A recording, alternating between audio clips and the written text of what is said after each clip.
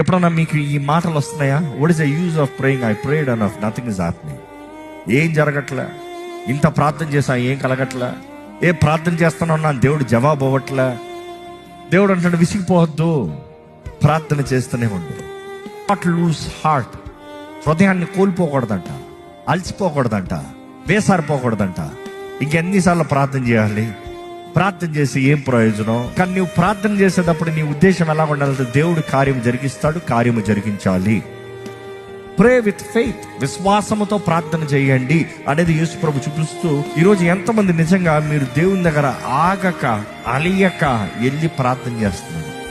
It could be for your sickness, it could be for your disabilities, it could be your finances, it could be your mental torture, what ever. ఈరోజు ఎంతో మంది ఎన్నో రకాల mental టార్చర్లో వేదన పడుతున్నారు. మనుషులతో చెప్పుకోలేని, మనుషులతో చెప్పుకుంటా పరువు పోతుందని బయటికి కక్కలేక లోపట మెంగలేక ఉన్నారంట. లోపట జస్ట్ టార్చర్డ్ లైఫ్. ఈరోజు ఒక ప్రశ్న మిమ్మల్ని వేస్తున్నా. The reason you're not getting answers in your life is because you are not being persuading, or is it because God is delaying?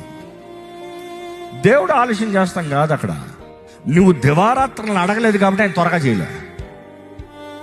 నువ్వు దివారాత్రులను అడిగితే ఆయన త్వరగా చేస్తాడంట.